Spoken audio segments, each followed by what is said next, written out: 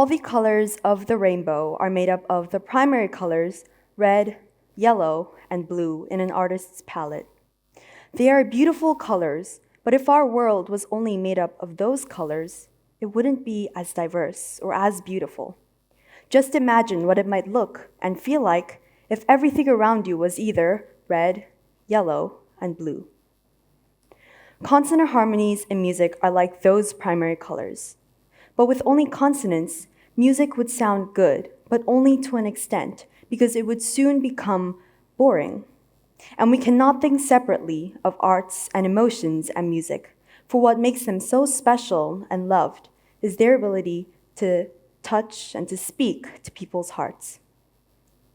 Sometimes, the colors that we get may not be so pleasing, just like the clash of notes in dissonant harmonies.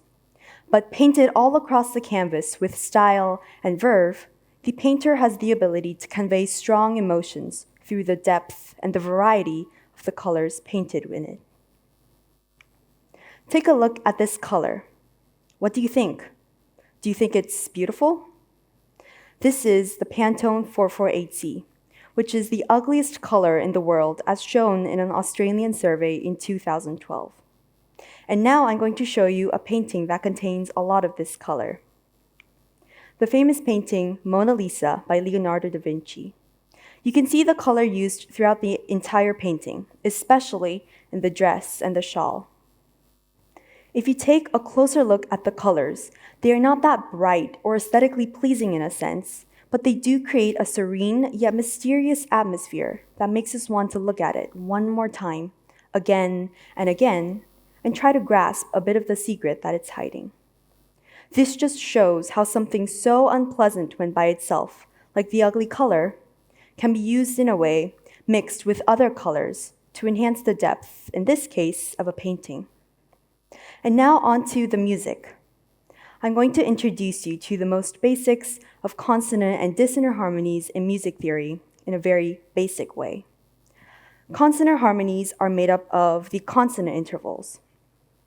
The most basic ones are the perfect unison, the major third, the perfect fifth, and the perfect octave.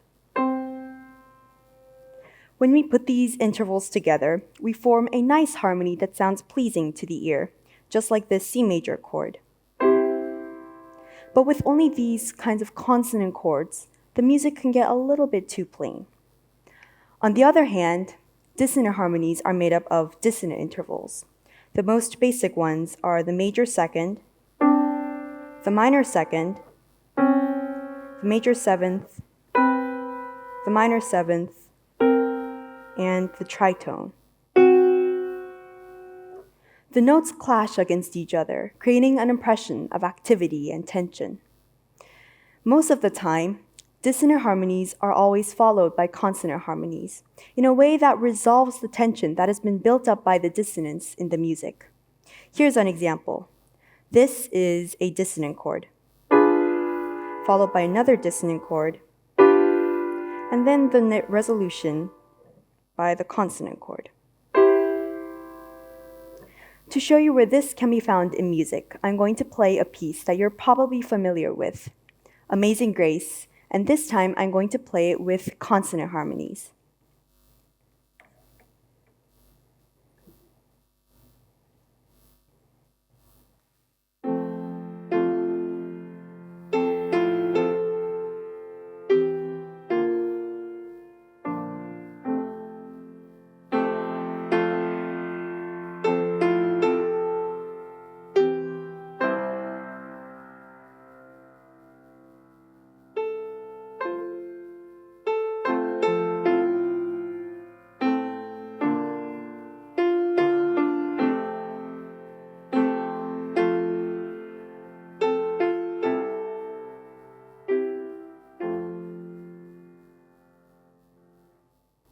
And this time with added dissonant harmonies.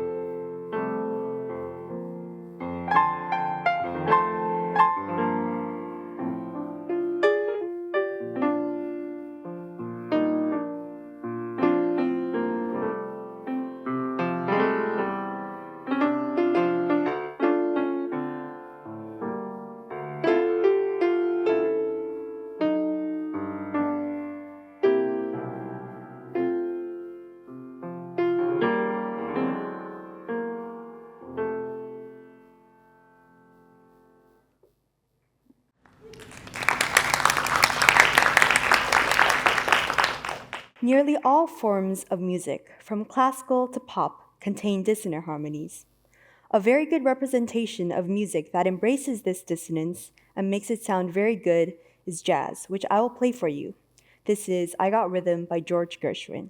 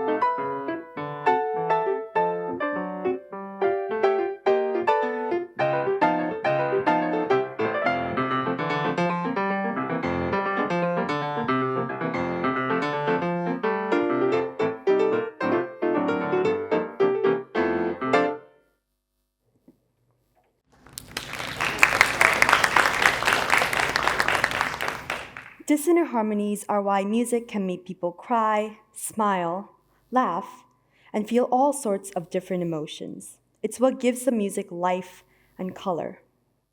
Just like our lives, not everything is beautiful and perfect the way we want them to be, as we may have all experienced. But that is what shapes us to become more human, feeling deeper, more heartfelt emotions. To conclude this talk, I would like to play a classical piece, Sergei Prokofiev's 4 piano pieces, Opus 4, number 4, which is also based on dissonance. But this piece has a very different style than Gershwin's I Got Rhythm. I hope you enjoy it. Thank you.